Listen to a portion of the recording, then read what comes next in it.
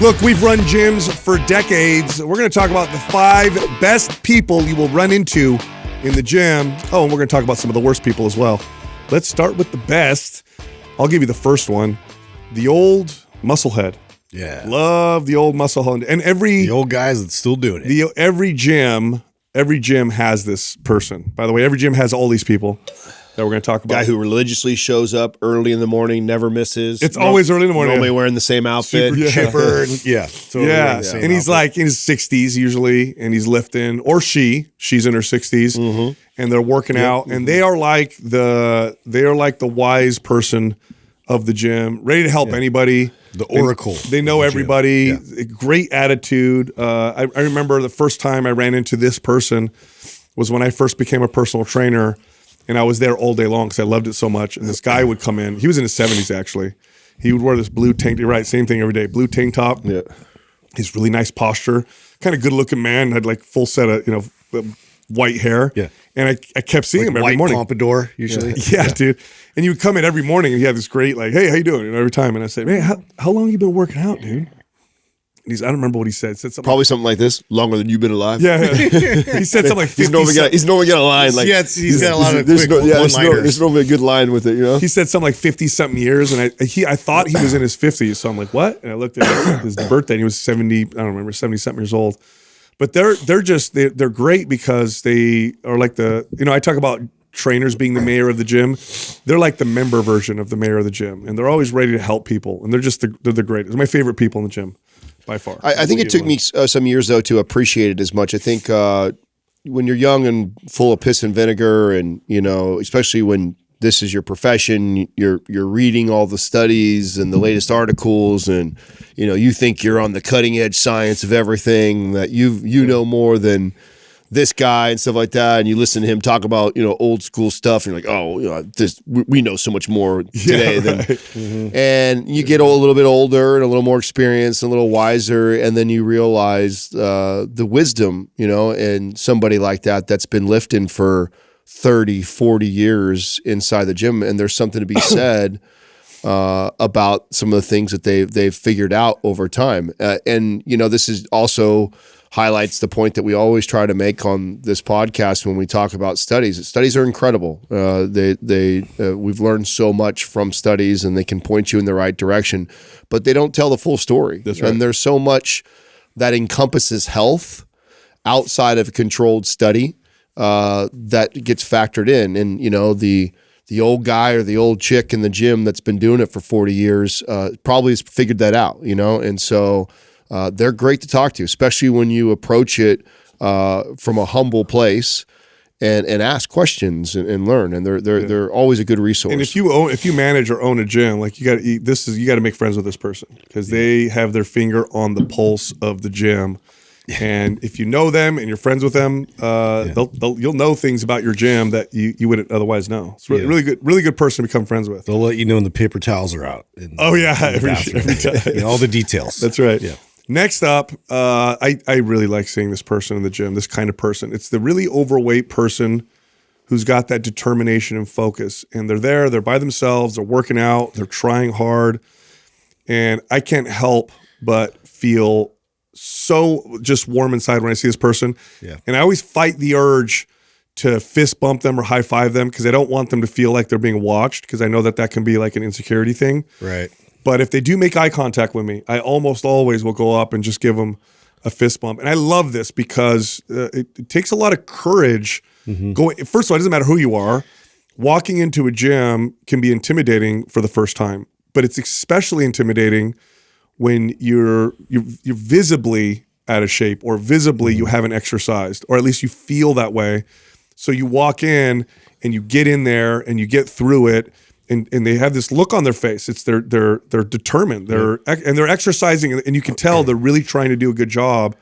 One of my favorite focused. People. Oh yeah, it's one of my favorite things to see. It's just so inspiring, and it kind of brings it back to like why you're even there, and to see somebody that had taken that huge leap for them to make it there, and they're working out on their own, and they're really like challenging themselves. Yeah, I get super motivated and pumped up by that, especially when this person is in the weight room. Yes. There is a tendency of this person to hide in the back corner of the treadmill area, right? And understandably, right? And good for them for making the step to even be in there. It's not me shaming that person at all. But the person that's putting themselves out there like that and in the center of the weight room trying to lift weights and work on form and technique. And we know that that's the best approach for them for success. And a lot of people will just default to the get on the cardio equipment and sweat and burn and try and lose weight. But when you see them in there doing the weight room, I get extra excited to talk to that person because I feel like not only are they determined, not only are they putting themselves out there, but they're even going about it the right way. And so to encourage that person or talk to them and get to know them and find a way to help them any way that you possibly can, also an awesome person to see in the gym. As a gym manager, I always would high five these people as I walked through the gym. As a manager, I can do that, right? As a member, it's kind of weird. That's why I wait if I get eye contact. But as a manager, when I'm doing my rounds, when I see these hyper-focused people who are new and they're deconditioned and they're just getting started, and I always give them a high five and want to encourage them. And I like their energy in the gym too, and it's great for the culture. It's so good for the culture of the gym. Next up, now this person I always say something to because they're a kid, the hyper-focused kid who wants to learn. And he's usually carrying a notebook or a pad. A notebook. Writing down all his weights that he was at last week. He's just kind of watching what you're doing. He's like waiting, for you to be done to ask you something. Yeah, and they're like super polite. This is different than the kid that comes in with his buddies and they're messing around, whatever. They're definitely not on the 5 best list. But I'm talking about that kid that comes in by himself. This was me.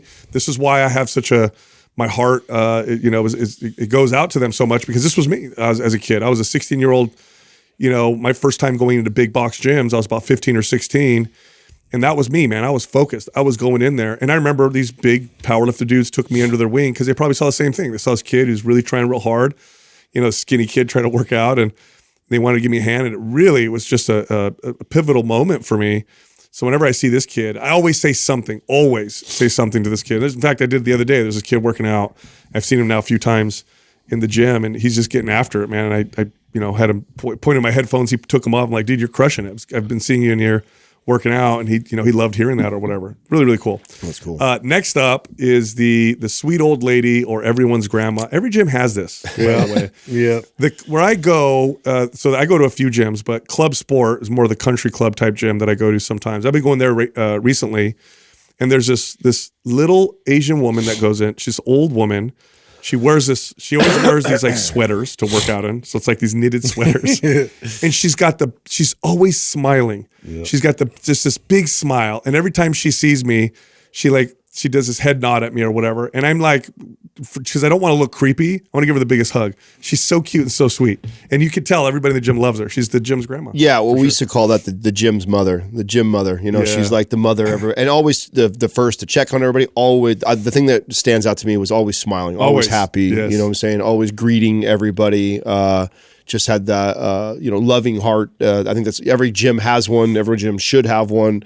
And you absolutely, if you run the gym or you're around there, should acknowledge that person and take care of that person for sure. Yes. And then lastly, the skinny girl in the weight room that's lifting heavy. Yeah. Doing compound lifts. I love seater squat, deadlift, overhead press. Love it. Now you see this, especially when there's a lot of guys in the weight room, and then she just makes her way in there like nothing. And she's tiny. You see this more now than you did before. It's still not super common, but back in the day, like it was so rare that when you saw it, it was like, and it was cool about gym culture because there's a lot of myths about gym culture, but real gym culture, this girl immediately got 15 older brothers. Anytime there was a girl in the weight room working out and getting after it, every dude in there suddenly became the older brother. All the veterans became the older brothers and were very protective. It's a really cool thing to see. You see this more now. In fact, I was just a few weeks ago, I was working out and there were these 2 girls and they were kids. They must have been 16 years old, maybe. They're like my daughter's age. And they were putting up some weight, man. They were deadlifting. They were doing rows. They were resting 3 minutes in between sets. And they were like, you could tell they were getting after it. Like they were pumping each other up. And I was like, this is so great to see. Oh, yeah. I mean, the fact that, Muscle Mommy is one of our biggest selling programs just highlights how much it's changed. This was a rare thing to see back when we were running gyms. And the fact that that's a term and that people that, you know, girls want to get strong now, it's a popular thing. It was not a popular thing before. So love to see it and love to see how much it's grown. Yeah, it's great. Today's program giveaway here on YouTube is MAPS Muscle Mommy. If you want to win that, do this.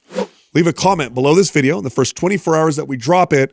Subscribe to this channel and also turn on your notifications. If you win, we'll let you know in the comments section. We also have a sale this month. MAPS Performance and MAPS Performance Advanced, both 50% off. If you're interested, go to mapsfitnessproducts.com and then use the code MARCH50 for the discount. Here comes the show. All right, let's talk about some of the worst people. My favorite part. Ultra sweaty guy. Why does every gym have one guy who sweats more than you think is possible? Yeah. There's always that guy, and it's so much sweat, it doesn't make sense. This only bothers me if he doesn't have good etiquette too. Yes. Oh yeah. It's, you know, because you can't, sure. if you're this guy, it's predictable, right? You can't control this, right? Everybody has, you know, some people sweat a lot, some people don't sweat at all. I mean, and this is the dude, you guys know exactly what I'm talking about. Towels all the way around the machine. You know exactly what I'm talking about. On top of it. There was that guy at Santa Teresa that worked out. He did it at Hillsdale too. Probably the same guy. And he would put towels around. He always wore a blue, like cut-off sweater, and would just sweat like 3 gallons like of water. a sprinkler. Just showing off of him. And he would leave sweat on the floor. He used to hate that. Next is the equipment hog. This is such a big pet peeve of mine. So there's 2 kinds of equipment hogs. One is worse than the other. The worst one is the person that seems to think that they can set up 4 or 5 exercises and reserve them. Like, no, I'm on all that stuff. Oh, I'm still over there. Yeah, don't touch that. Even though I'm not going to be over there for 5 minutes, this is all mine. This exploded in the CrossFit era. Yes. When CrossFit became a thing and it became so popular, it bled into commercial gyms, and you didn't even have to be in a box, you know, or at a CrossFit place to be. These people started doing their CrossFit routines in a commercial gym, and they'd set up their entire, you know, WOD. Thank you.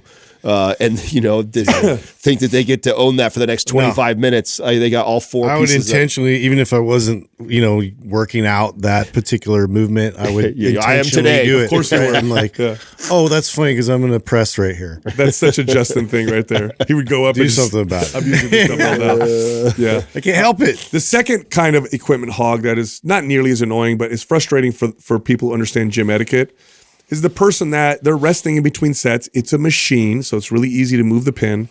And then you ask them if you can jump in, and they say no.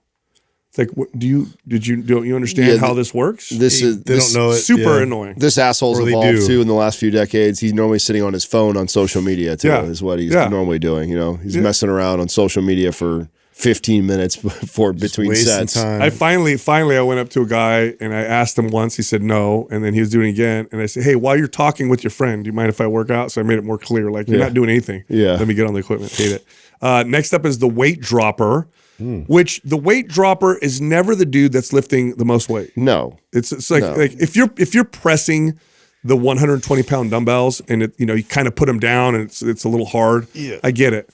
But this is always the dude using the 20s. And he's so audible too. Yeah. Like it's the same guy that literally will just yell out his reps, and you're just like, relax. That's excessive. Yeah, no, and it's a quick way to break the dumbbells. Yeah. It's the guy who's chest pressing the 120s and then he launches them after he's done. You know what I'm saying? Yeah. There's a way to put him down. 100% there's a way to put them down. And if you're not strong enough to put them down quietly, then you shouldn't lift them. That's what we used to say. It's like, you ain't that strong, you know what I'm saying? Because you can't lower it down and set it down on the ground gently, then it's, then maybe it's too much weight for you, big guy. Yeah. So I always am annoyed by that. Or the person that's intentionally slamming the reps or the deadlift and stuff like that. I get I know it's like the drop a deadlift weight and it's heavy and it can be loud, but then there's the difference between that and the person who's intentionally being loud. That's the look at me guy, which is also super annoying. Yeah, and they're too scared to go to actual dungeon, which is, these type of gyms where you're actually powerlifting, Olympic lifting, and that's where you do it. Yeah. But they're actually lifting weights. Yeah. So they're at 24-hour fitness. Yeah, they at 24-hour fitness. Yeah. Next up is the perfumer. Oh, I hate this. This is a big pet peeve. Ruins my workout. I have such a sensitive nose that this will actually ruin my workout. Yeah, me because too. They'll walk by and they put on so much perfume, it's ridiculous, and it almost nauseates me a little bit. Yeah. Why are you doing that in the gym? It's way too much. Yeah. Oh, it's way too much. I feel like it almost goes with your last one, which is the thirsty ones. Well, yeah. I mean, we can't skip over the perfumer though, because you got to add in the noxious body odor. And I put the hippie guy in there that does pull-ups and it's like he hasn't showered in like months. There's that guy. Yeah, he exists. Yeah, I don't know. That's a good question. What's worse for me, like extreme body odor or someone who masks it with a bunch of cologne? I'd rather deal with body odor. They're both bad, but I wonder if they are masking it. That's right. No, the perfumer is typically a girl that looks like She's normally got her hair down. She's like, it took her an hour to get ready. Just makeup and everything. Hair's down, looks good. Everything is like she's going out. Yeah, like I just casually came from work or something like that. I didn't have time to, Yeah, right. Yeah. Which you're right. It does combine with the second one. The thirsty. The thirsty ones. Sure. Like, and I get it. People meet people at the gym. I get it. But if you're going to the gym purposefully to, be a magnet, like, let's look at me type of deal, and you can tell who these people are. It's like they're trying to advertise themselves. For me, it's like I don't like that kind of culture. Every club I worked at, there was a girl. There was at least one, if not a couple, girls like this that were just known, and they would be in the gym for a good 2.5 hours, and a good hour from 5 to 7, hour and a half. Yeah, hour and a half. That was the window. You'd always see talking the meat market. The good looking dude in the tank top. You know what I'm saying? Like she was always talking to him, asking for his help. You know what I'm saying? Yeah, don't go to the gym. All right. I got something for you, Adam, that I just recently read. Okay, let's hear it. That is like amazing. Amazing. Awesome. Yeah, dude. So, okay. Let me ask you a question. I'll open it like this. Okay. Let's say you were to get all the companies in the S&P 500. Okay. And you were to use a metric. Okay, let me reword it. All the companies in the S&P 500, do you think the CEOs that lift weights regularly would outperform the other CEOs if we're just looking at that? Ooh, what a cool stat. They have this, huh?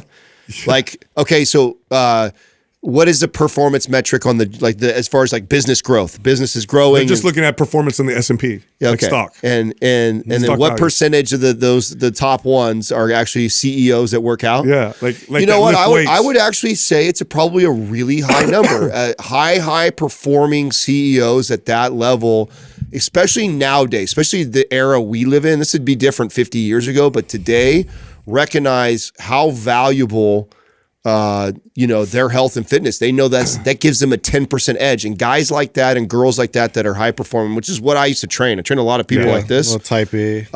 They are looking for the 10% edge. They tend to be more consistent. That's right. They want that extra 10%. Yeah. So I'm going to say. Well, the question isn't what percentage of them. The question is those that lift. Do you think that their companies outperform? Oh, hell yes. So somebody actually put this together. They call it the deadlift index. Oh my God. The deadlift index. Deadlifting CEOs or something? Yeah. So it's all the CEOs that lift versus those that don't. And people are like watching it. And the companies in the S&P where the CEOs lift regularly Bezos figured it out, consistently outperform the CEOs that don't lift. I believe it. Just based off of that. That's all it is. It's all companies in the S&P 500. These people lift, these people don't. Yeah. We're going to follow and invest with drive, energy, and motivation. Yeah. I mean, when you really unpack it, it's actually almost very obvious and logical because, again, to be in the S&P 500, you're already in the 1% category of all companies and businesses. So you're the top of the top. You're elite. You know your experience running a company as I do, and it's like. To get a little bit more out of everything is just, I mean, you're always looking for an edge somewhere to keep the business growing and having success. And, there's tons of studies and research that's been done on, a healthy, strong body, how much better you are at everything else that you do. It would make logical sense. It's like, man, I'm trying to get an extra 5 or 10% out of this company. I don't work out at all. I don't take care of my health. Imagine if I invest in that. I wonder what that translates into my business. Yeah, it's not a crazy thought, by the way. We know the relationship between being fit and having good mental health.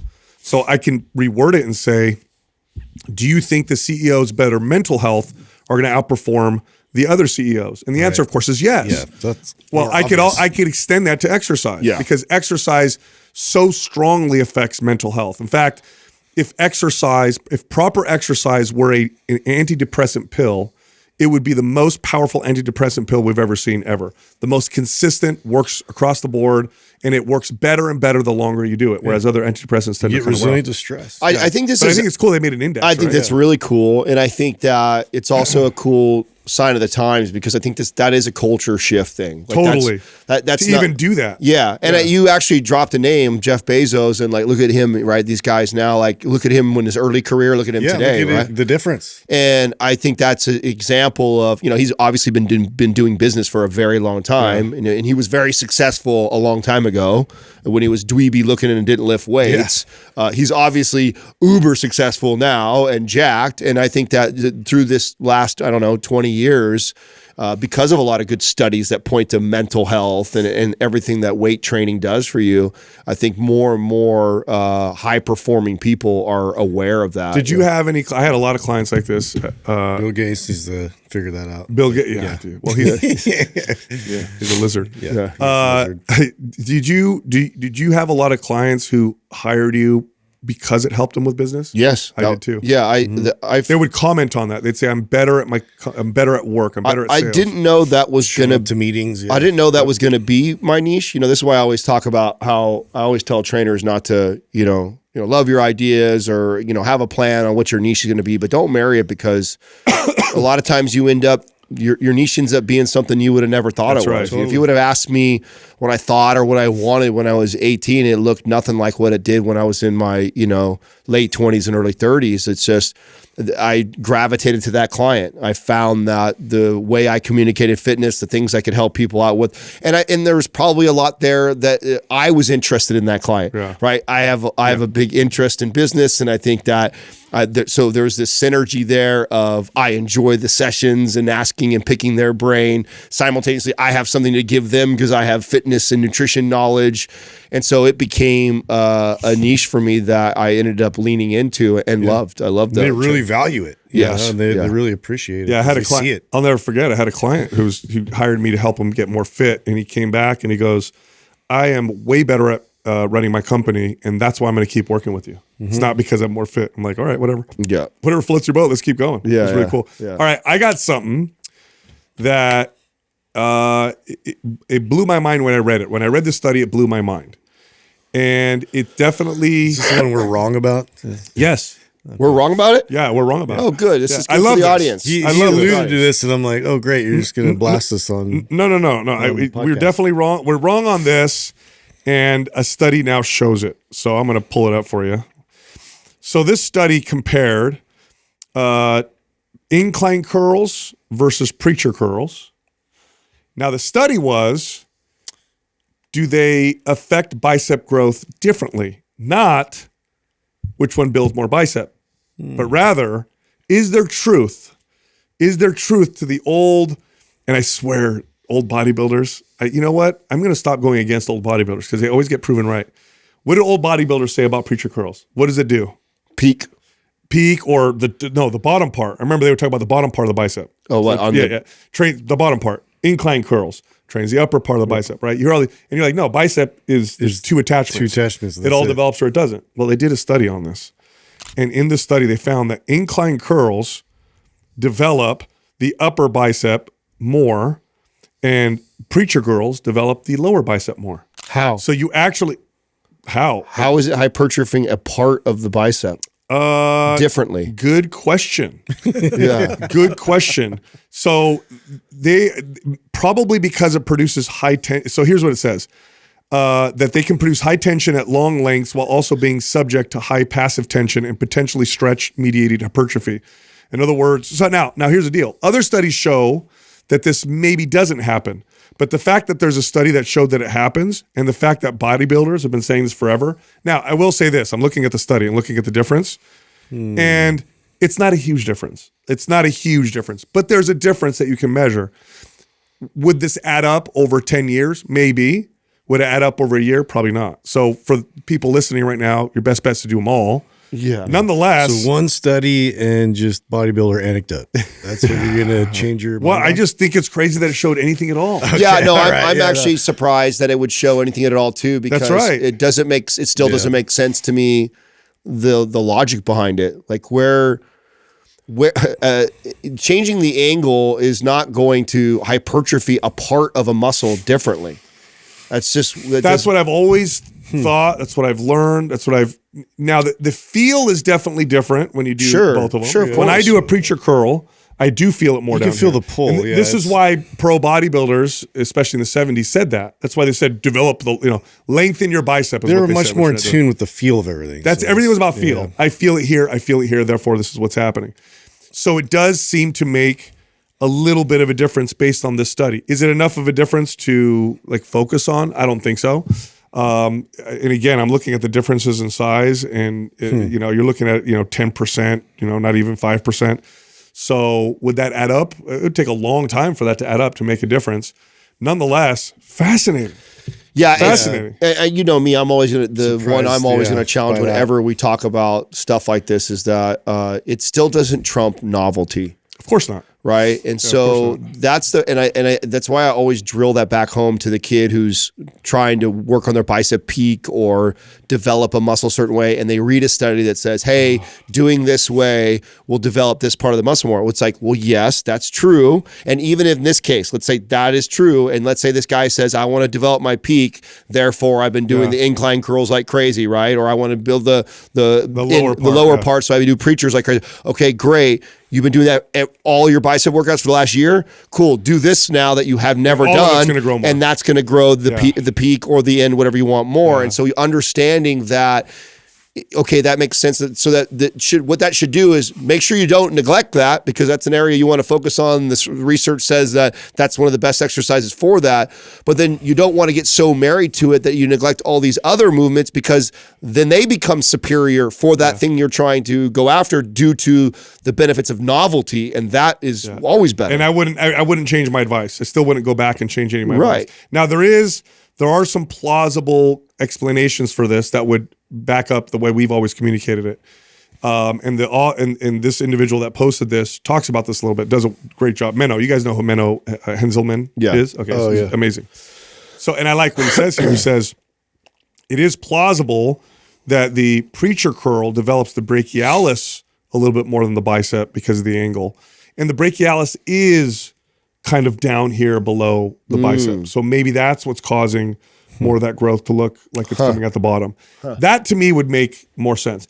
The way I look at it is this: rather than looking at trying to isolate a part of a muscle, aside from muscles with lots of attachments, like the pecs or something like that, Seems right? a lot more plausible to me, the brachialis. To me, the way I look at it is when you do a movement and you get strong at that movement, although there's carryover to other similar movements, most of the strength is relegated to that movement. So if I get really strong at a preacher curl, I'll get stronger at a drag curl, I'll get stronger at a barbell curl, I'll get stronger at hammer curls, but most of the strength goes to the preacher curl because it's very specific.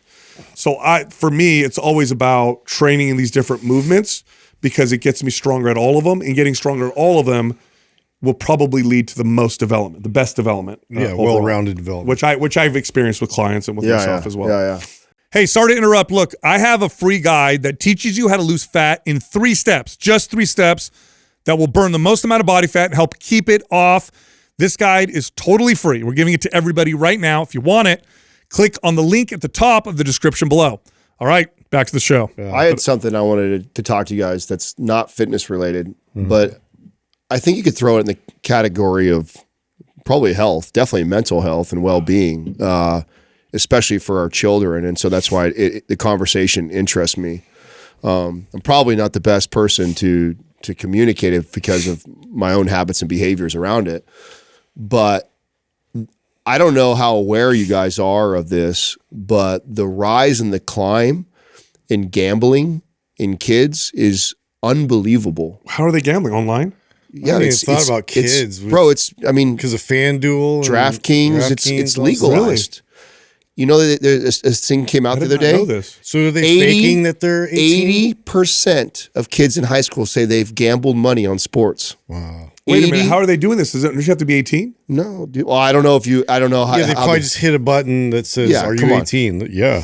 you know. Now are they comparing it to the past to show that it's going up type of deal? Oh yeah, it's in every aspect. Wow. And nobody's really talking about it. It's all positive. We all love it. If you watch sports today, it's integrated into the conversation now. So it went from being banned from sports, and it was like super Stricken from taboo. your records, like Pete Rose. Yeah, like to where now, if you watch ESPN during the day or you watch a game, the betting lines and the odds and the averages are communicated as you're watching it. It has become so It's that wildly little like line at the bottom of the screen. accepted and adopted into, and everybody's got their hands in it, making all kinds of money on it, and nobody's really talking about it. And I am very familiar how addictive it can be, how dangerous it can be, and down that route, and it's not being communicated. And the fact that I saw this, what blew my mind was 80%. That's crazy. Wow. I would have never guessed that. I wasn't even aware. I would have never guessed that much. So this is an interesting conversation for me, because gambling has zero pull on me. There's lots of things that pull me in an addictive place, but gambling has never done anything like that for me. So whenever people talk about gambling, I have to look at the data, because I have no personal experience. And what the data shows is it's very addictive, and it tends to contribute to other, for lack of a better term, bad behaviors. So when you get lots of gambling, you tend to also get the impulsive nature. Yes, Like, It has you tend to all get more drug sneaks in. use, more alcohol use. You tend to get more sex work. You tend to get just like all those have. right. It has almost identical. What it does on the brain is almost is. So almost you like- have experience with this. I do, So, and I have okay. experience going down that. So it feels like a classic addictive behavior. classic, like the same as it sneaks up on you and you don't even realize it. Wow. And I've openly talked about all kinds of things that I've battled with before. I've also talked to you guys about how I'm as much older, wiser man today, that I'm always checking and balancing everything that I take, and I'm aware of, this is becoming a habit, scale back type of deal. I remember when this happened to me in gambling, and I'd always, kind of did it a little bit, but never really started doing it. And all it took was me having a close friend at the time that we worked together and saw each other every day, who was a legit addict. And I watched how his behaviors easily just kind of bled into me. And it was a day, it was a very, very specific day and moment when it hit me. And I went, oh my God, I have a problem. I've got to fix this. And I was betting on a game that I would never watch. And it was a good amount of money. It wasn't crazy. It was $1,000, but $1,000, at that time in my life was a good amount of money for sure. And on a game that I wouldn't even watch on like a Tuesday afternoon, and we were running a work errand, and we were trying to get it done so I could get to a sports bar so I could check the score to find out if I even won or not. And I realized, what the fuck am I doing? Like, I don't even care about this game, yet I'm putting this much money on it. And you're chasing this high and just like any classic drug, you get numb to the entry level betting, and once a while, then so you need a little bit more to get the similar feeling. Your risk and then then you got to up it again, and then you up your volume again, and then before you know it, it's like this thing you're doing all the time. I have a family member that his mortgaged his mom's house because he had this hidden gambling addiction that none of us knew about. But also, again, it contributes to lots of other behaviors when we look at the data. Again, I don't have any, it has so little pull on me that when I hear people talk about gambling, if I base it off me, I'm like, who cares? Make it legal. Do it everywhere. What's the big deal? But what you have to look is culturally. Yes. There are certain things that we've always regulated, and I think we get comfortable with them after they're regulated for a while, and we think it's not a big deal. But there's a reason why gambling historically has been regulated, or why it's been banned in many areas. And it's because it contributes to lots of terrible things. Same thing with sex work. Same thing with certain drugs. The libertarian in me was always like, make it available. Adults are adults.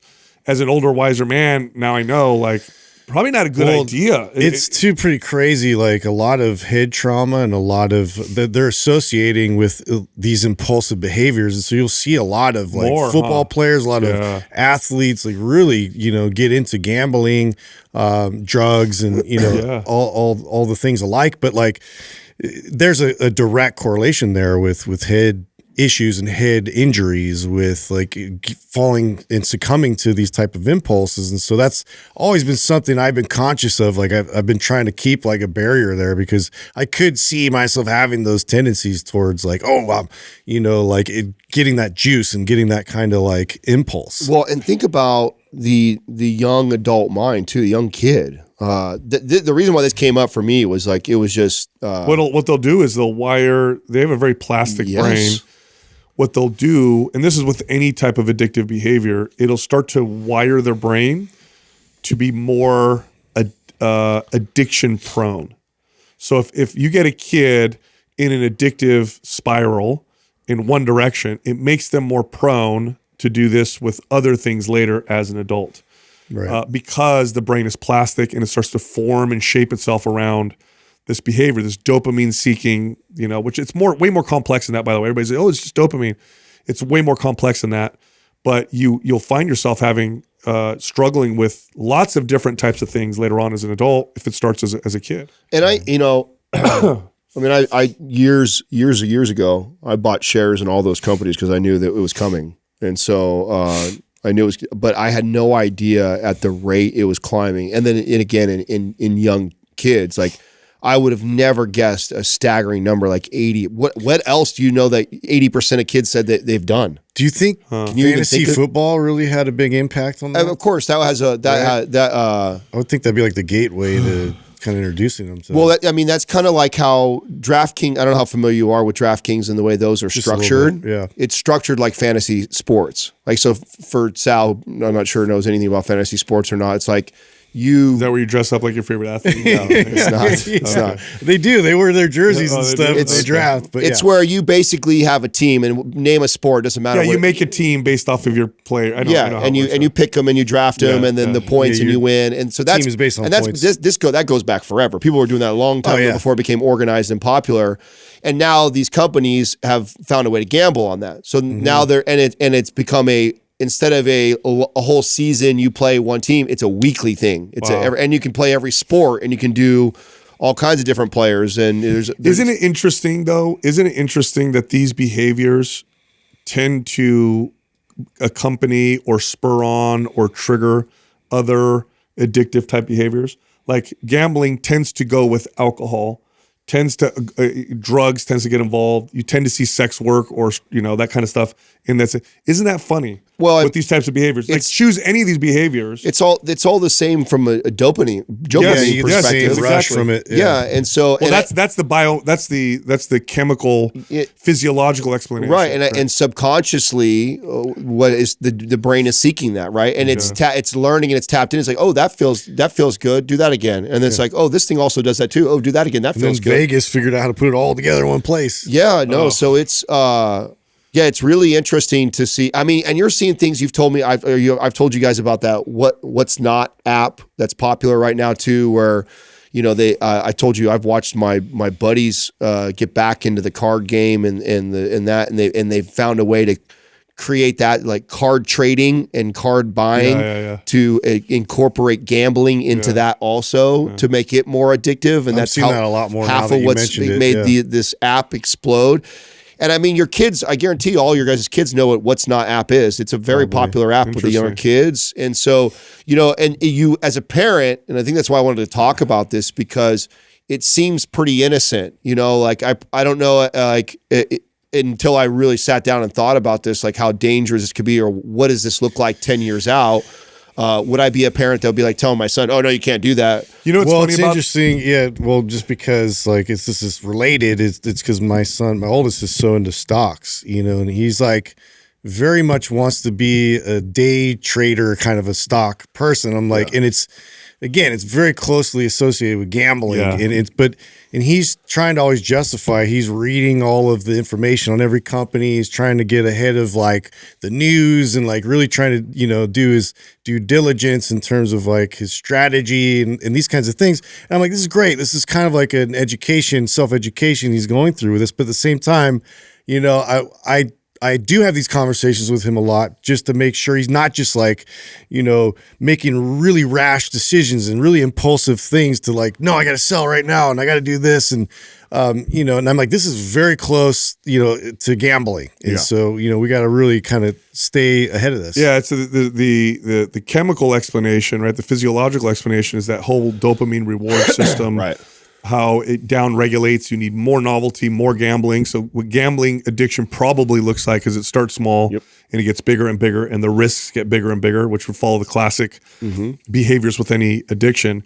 The spiritual explanation would be it's sin, and the more you fall into sin, the more it becomes your master, and you just keep doing it more and more. What's interesting though is we can reason ourselves out of it. We could create a moral argument and say, well, what's the big deal? It's your money. It's voluntary. Yeah. Right. What's the problem? Yeah. But there's a part of us that knows this is an issue. He knows where it leads when it gets bad. That's right. And again, look at the data. Look at the places where gambling is legal. Look at the lifestyles and the other behaviors that happen there. And what you end up seeing is it's not better. Yeah. But here's what it's Biff's. Here's what they'll say though. Society. Remember Biff from Back to the Future? Yeah, that's right. Well, do you guys do this as dads? I mean, I find myself, this is a new habit of mine as a dad that I obviously didn't really think about before, where it's like, I feel lucky that I have only a 5-year-old and I know what I know now about technology because of everything that I've read and what we've learned. And so I'm ready for that as a dad. But then there's the other part of me that's like, okay, well, that was just last generation's big thing to look out for, and a lot of parents are suffering the consequences of not being ahead of that. So I'm going, well, what's that going to be for me? Yeah. What is my, and so that's where something like this pops up and I'm like, oh, okay, this could be one of those things where I like doing it. I love sports. And if I saw my son going this route, like I could easily be like, oh yeah, no harm, no foul. Big deal. It's fantasy football. Dad does it. I've done DraftKings. Let's do it. And then going like, oh shit, what did I just open the can of worms for? And so I'm trying to always think like that of what is the next thing that, and society is all saying it's great. You can't get away from it. You can't watch sports What's today. out there to hook them? And you see it's and what are we all just, oh yeah, no big deal. You know what the argument always is? And this is where, you get a society that worships money. It's always like, but it makes so much money. It brings in so much revenue. Well, and that's what they're getting fed. Yeah. Well, that's why, I mean. That's always the argument, right? Let's legalize gambling because it raises so much money. Well, and in the which isn't the toothpaste is out of the tube in this one too. It's like it's making so much money for so many people now. Even when, and that's why I like talking about this, because there's already plenty of research to support what you said about, it is the gateway to all these other addictive things. And we know a lot of that. There's plenty of research around gambling and how dangerous, all the things about it. And yet it's still getting pushed heavily. So even as we start to see this young generation potentially fall for this trap, and you see a lot of kids spiraling out of control, it's going to get silenced because there's going to be so much money trying to push it forward. Right. Yeah. So it's one of those things that could go on for a generation before we see before we finally it's forced in front. We got to regulate this. Now we see all this stuff now 20 years later, so it just jumped out at me and I was like, oh man, that's crazy. I wonder if the guys know how prevalent that is in high school. Experiment for you, Sal. Next time you go on date night with Jessica and you're downtown in Los Gatos, order a UJB. What's that? It's a drink. Now, this is kind of a funny story because my sister-in-law lives in Los Gatos, and like their kids, they call me Uncle Justin Berry. And I don't know, that's just a name that stuck. And so for some reason, I don't know, like if Taylor, her husband, was down there and he was at this bar and they were kind of like, he wanted to get a one of those like high noons, and then you put like a float of vodka on it. And I just did that for him, like at his house one time or whatever. And so this became a drink. And now like everybody's ordering it. It's the Uncle Justin Berry. Yeah. Where? Apparently it's like down. I don't know if it's the Purple Onion or there's a few other like bars down. No way, dude. Town. I'll for I just sure thought get it was that. so funny because it was just like it's taking off. Like it's like that's funny. they'll get the high noon with the float of vodka. I'll totally brag too, but like, I know this is after. So is that my what friend. it calls for? Just a high noon, and then you float. What's in a high noon? It's just like a seltzer, you know. No, high noon's an actual seltzer drink. Seltzer You've seen drink, that before. yeah, alcohol. No. Yeah, you have. You've seen them before. I don't know what's in it. I'm sure. Oh I've no, seen no. it. But it's a but it's a can. Oh, it's like it's a a can can. drink. Yeah, it's a canned drink that you Oh. can just buy. It's not a fancy drink. It's like a total hack, you know, because So it's terrible vodka that they So it put just in there. basically spikes it up and makes Just it. spikes it up. Yeah. So if we were all alcoholic drinks, what would we be? So you're a high noon with it. I'm not even that though. I just made that for him one time. I was like, that's the lamest drink to be Yeah, known so for. you've seen that sound before. Yeah, yeah. I I knew have. you were But familiar with that. apparently, like she had to call Courtney to tell her that because it's like she heard all these people ordering it. And it's like a thing now down there. It's so funny. And you get no royalties. Nothing. Those Yeah, bastards. nothing. What the funny. hell? I hate What that. the hell? Hey, so speaking of dopamine and all that, so this is now day 7 of no caffeine. Oh, how's that going? I'm getting through it now. I think I'm getting through it. What? I mean, we have so many great supplements and things that we have for you to dip into to try and help mitigate that. Or is there anything you're finding that is helping or you're using a lot? Like what are the most common things that you? Well, I use Organifi's red juice a lot. For the rhodiola helps with energy. Okay, I figured you do that. And then the Happy Drops. The Happy Drops. You know that caffeine, I knew this. Caffeine is a natural antidepressant. Okay. When you go off caffeine, you go below baseline in all the things that caffeine provides. So you go below baseline in energy. You go below baseline in motivation. You go below baseline in athletic performance. Cognitive abilities. And you go below baseline in happiness. And so I'm literally in the gym. You're covering, Dude, I'm working out. I'm doing my thing. I'm not really working out hard now because I have a cold, but I'm still in there kind of going through the motions or whatever. And I'm just angry. You know what I mean? I'm just looking at people and just like, oh, I don't like anybody. That would make me angry. And I'm like, why am I in such a bad mood all the time right now? It's like the day 5 of being in a terrible mood when I'm never in a bad mood in the gym. I was like, oh, it's freaking caffeine, It's the dude. caffeine. So yeah, Happy Drops, they help. They help bring that back up a little bit. Actually, they work. Yeah. They do work. Oh, yeah, you always feed me we those should, when I'm angry over here. We should talk to Drew actually about a cool stack like that to encourage people to come off off caffeine. of caffeine, Wean off caffeine. where they use combo. red juice and the combination of Happy Drops. That's probably a good little Maybe a little Shilajit in there. little formula to help you mitigate the drop stack, Yeah. Drop the stack. gummy stack. No, seriously, why not? I Yeah. mean, that's actually not a bad idea.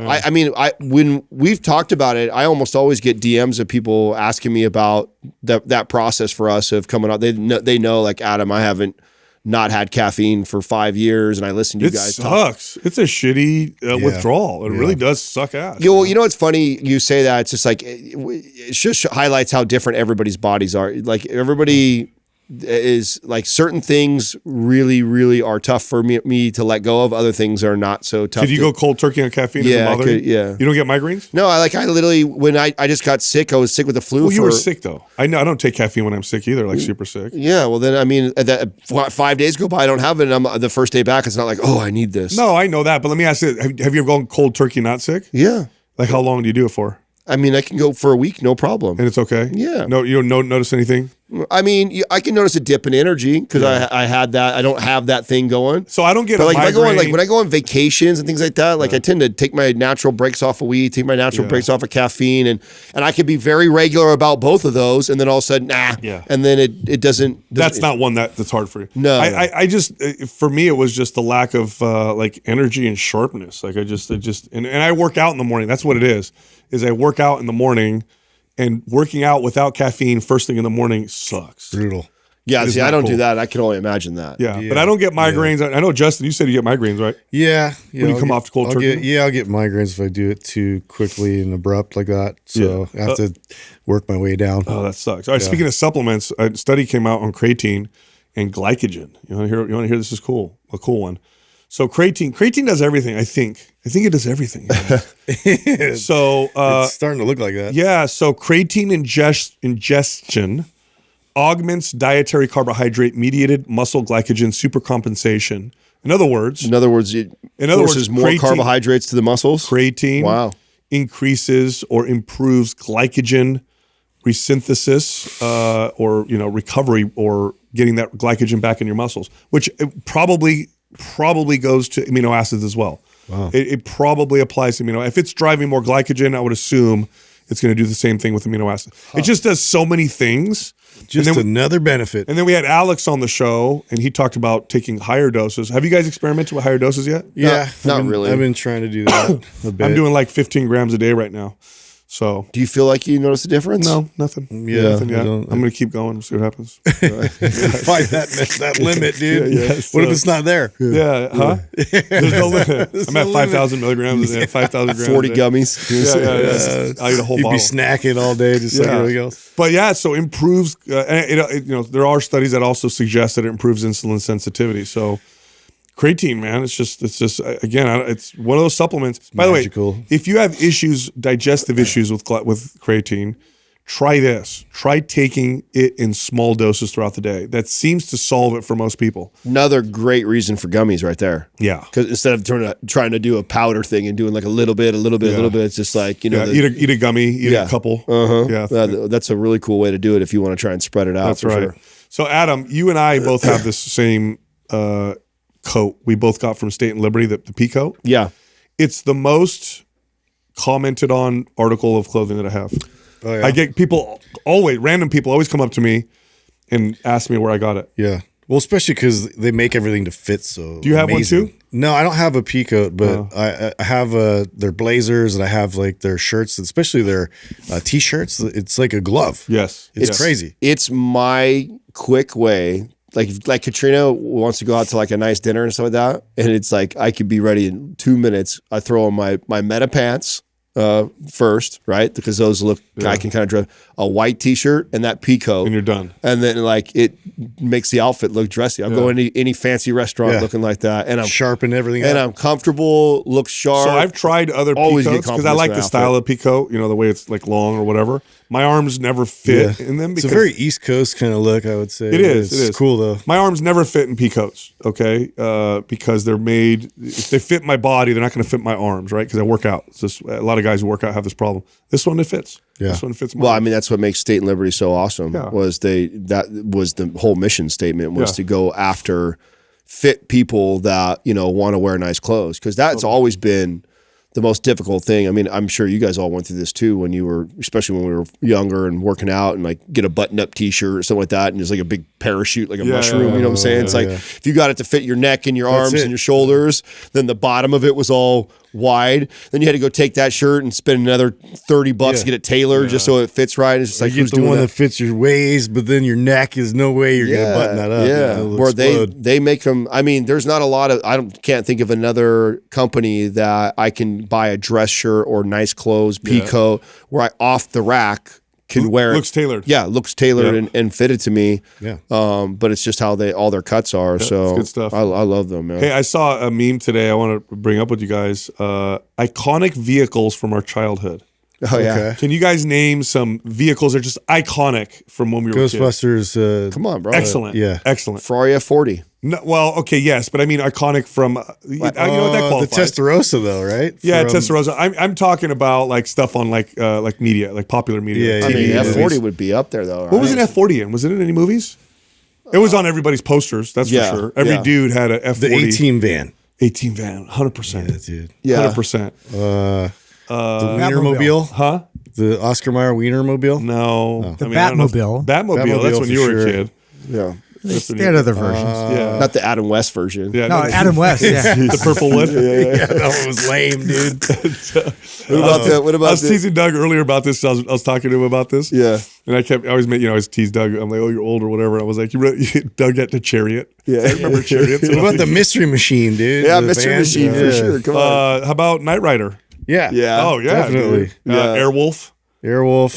Airwolf was a good one, dude. I mean, you see, that helicopter from Magnum PI. Yes, it was dude. Isn't that funny? I'll see these things. It'll just bring me back right away. Instantly. Dukes of Hazzard. Do you know in Dukes of Hazzard, in yeah. Hawaii, I flew in that exact one. Really? Yeah. So they had them. They in the whole thing was outfitted with Magnum PI memorabilia and everything like that. And Cool. I can't tell you how. Have you guys ever been in one of those helicopters? No, bro. I've so always sick. wanted to. No Courtney way. always talked me out of it because she got sick or like when she I Never. I'll never do I'm it. not afraid of heights. I would do it. I didn't realize how scared shitless I was. Like, Did you get airsick? well, no, I didn't get airsick, but Did they leave the doors open? yeah, Is that there's why? no doors on it. Yeah. I mean, and you're sitting back there, and my left foot is like hanging out. off. Yeah. hanging out. My elbow. You got a whole seatbelt on. Yeah, a little fucking lap belt. That's it? Yeah, bro. It ain't like a full on. You're in a lap belt like you are in It's a. like Vietnam. You got like your. So I'm your like, gun listen, up I mean, there. I like strap that sucker down, and then you got to like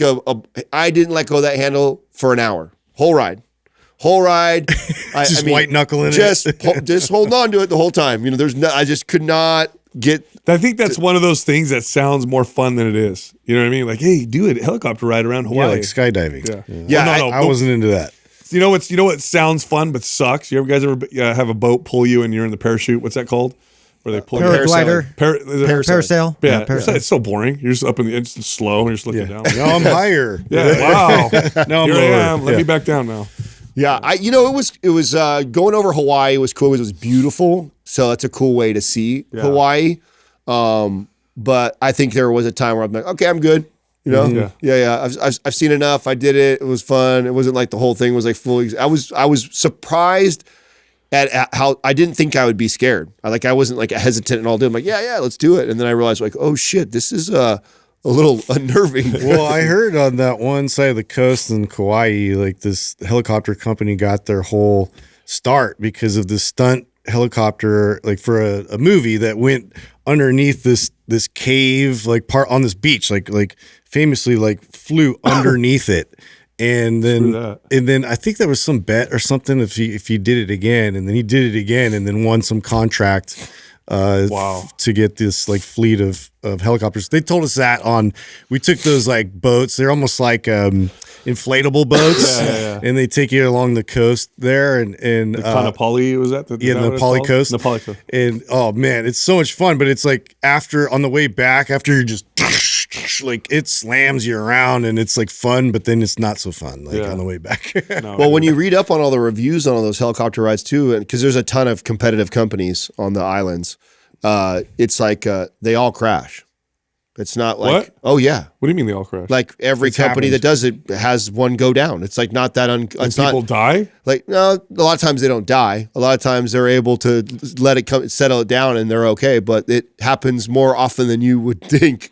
I thought it was like a super rare thing. Yeah. They're like, oh, they never crash. It's like, oh no, it's like they all crash. You know what's the worst thought about that? You're on a helicopter or a plane and it's going down, and it's going down. That's got to be the worst. However long that is. It's like you can jump out. Yeah, and we're going parachute, down, and you're like, we're going to crash. I know I'm going to crash. It's a hard one to get out of. It's going to take 4 minutes. So 4 minutes of terror until we figure out if we make it or not.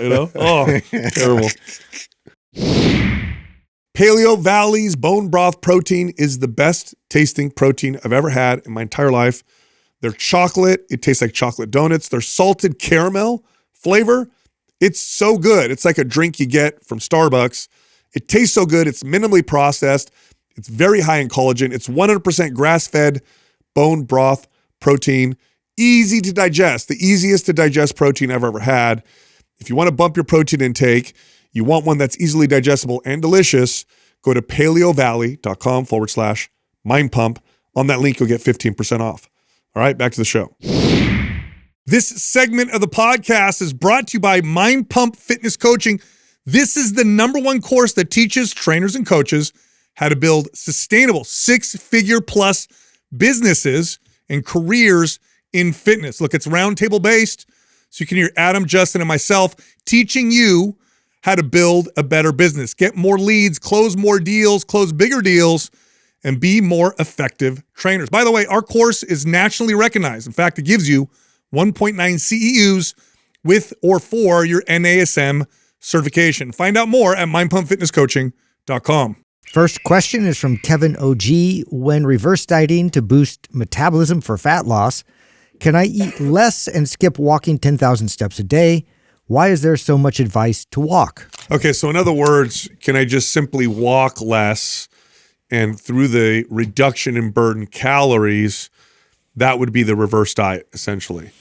Yeah, I guess you could technically, but I think reverse dieting is more effective when you do it by eating more.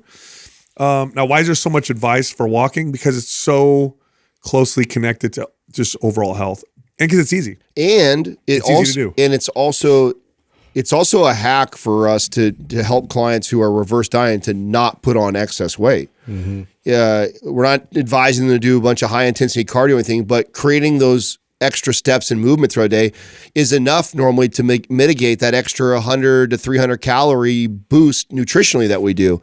So it's like you get the client to start to increase and boost calories, you get them moving a little bit more, and that extra movement is normally enough to mitigate any of the calorie surplus. And so it allows them to keep creeping the numbers up without putting body fat on. So it's a great strategy for that also. And of course, the points that Sal made. And so could it be done without it? Yeah, it's possible. Should it? I don't think it's a good strategy, and that's the reason why we recommend it that way. Yeah. Now, if you were doing like 30,000 steps, like you're doing crazy amounts of walking. Oh yeah.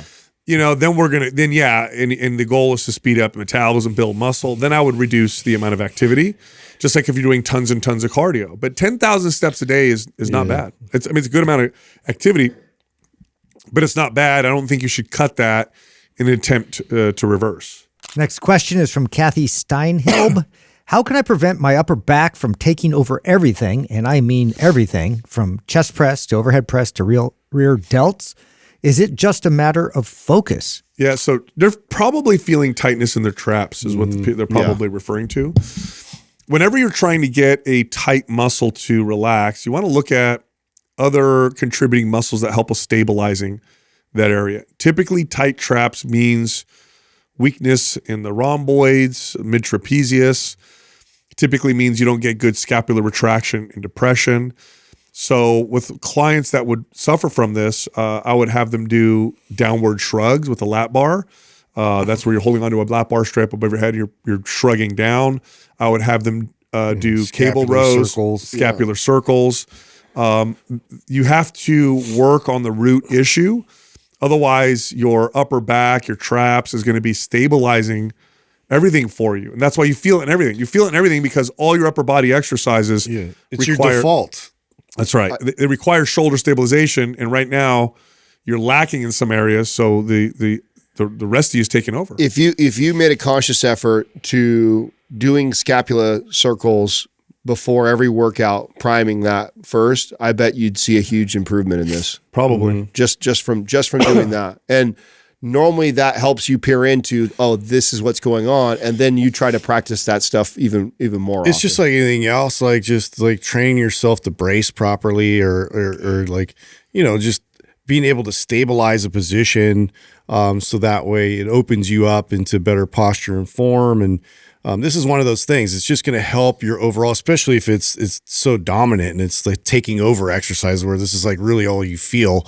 To set yourself up in the beginning of every workout, where you're getting that shoulder to retract and depress first, and making sure that's the go-to. We're just continuously prioritizing that. You're going to be fine. Yeah. Another exercise you could do, so maybe a little more advanced, is I would have people do an overhead hold with the dumbbell, but while holding the dumbbell overhead, depress the shoulder. So they call it packing the shoulder. Yes, packing so the what shoulder. you'll do is you can put your hand on your trap. Oh, it's tight right there. Pull down until it relaxes, while holding a dumbbell up in the air. And maybe you can't do this with a dumbbell, so just do it with your hand.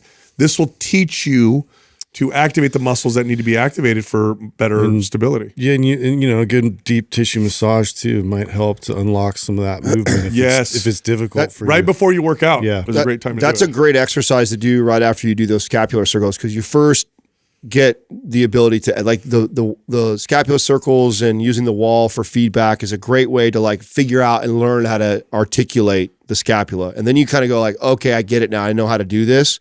And then you go do an exercise like Sal was talking about, where you're like, okay, I need to get that shoulder rolled back and down, and then holding it like he's saying. And then you go perform something that requires you to just focus on that while you walk.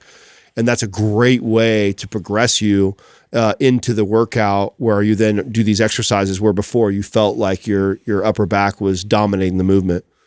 Next question is from License to Ilio. What is the best way to help my deadlift? The most difficult part is lifting off the ground. Okay, so a couple things. One is the setup. So you want to, when you get to the bar and you're holding onto it, squeeze the bar, straighten your arms out, activate your lats, and imagine pushing your feet through the floor rather than pulling the bar up. That usually helps. The second thing you can do is what's called the deficit deadlift. Deficit deads is a great way to get better. This is where you just start deadlifting with the bar lower. Yeah. So if you deadlift with 45s, you could use 35s, or you could stand on a block or stand on a plate. Challenges that bottom position even more. That's right. And that's an easy way to do it. And then to your point, like my personal experience when it comes to deadlifting and squatting, there's such technical lifts that just perfecting the movement. There's so much room to always keep improving the technique. And I always feel like the way I communicate this to people, and most people that have been deadlifting long enough experience this, where it's just like, you ever, deadlift 30 times in a row and there was one or two in there that were like, oh my God, the weight felt like 50%. It always gives you that like indication of like, wow, there's room to perfect my technique, because there was one in there or two in there I did that all of a sudden the bar felt like it was 50% of the weight was on there. And that's always highlights to me like, oh man, I still got room to get better at this technique. That would be my steer, is really hone in on that technique. And so that's really to create a ritual that you figured out, to Sal's earlier point too, as well, is gripping the bar, activating the lats, figuring all those little nuances out in vertical bar path, driving your feet into the ground. But you're not even leaving until everything is completely set up. You're looking out and you're ready to go. But like you don't lift unless you complete this entire sequence over and over and over again. Yep. Next question is from Garnering Hope Fitness. What's the best way to strengthen weak and crackly knees? You just, in a nutshell, strengthen the muscles that surround your knees, the quadriceps, the hamstrings. Work on your ankle mobility. Slow and steady strengthening will help with this feeling of weak, crackly knees. Slow and steady, meaning your technique needs to be controlled. You need to work within your limits and then slowly challenge those limits by adding resistance and adding ranges of motion. But I trained a lot of people in advanced age. This was a very common thing that they would experience. And we would start with something as easy as standing up and sitting down on a bench. Mm-hmm. And I'd have them sit down with a real controlled tempo, and then they'd stand up and then they'd slowly sit down. And like clockwork, every single person noticed an improvement in this. This is actually a very easy fix for the most part. It just involves properly gradual progression. Yeah. That's it. Yeah, I wanted to bring this because we heard this so many times as trainers, and I always remind the client that it would say this to me is like, you don't have weak knees. That's a joint. We're not building the knees or fixing your knee. It's the muscles around it, and it's your ability to move properly through full range of motion that we need to get good at and figure out what to do. And so strengthening all those muscles through great exercises like squatting and lunging and stepping up is the path to having, strong knees. It's like, it's not that, it's the muscles and joints and ligaments that support the knees that are going to strengthen through all these great exercises. And so you don't have weak knees. We may have a weak support system around the knees. Therefore, you feel like you have bad knees because they're cracking and popping and they hurt or ache or whatever like that. But absolutely, this can be helped and fixed by strengthening and supporting that system all around it. 100%. So squat, lunge, all within your range of motion you can work within. Step ups. Hip thrusts, step ups. Even leg extensions and leg curls can help with this, although the compound lifts are going to do a much better job. All right, I know you liked that episode. If you did, check this one out. How strong should you be? Ever wonder if you're actually strong, or at least compared to people like yourself? Today's episode, we're going to talk about that, and we're going to help you determine how strong you should be, and also talk about the steps to getting strong as fast as possible. In fact, we're going to talk about the fastest way to get bigger and stronger all at the same time. I know keeps Adam up at night. Yes, it does, actually. And I know that you wrote a really complex episode here, but I think Justin's metric has been the one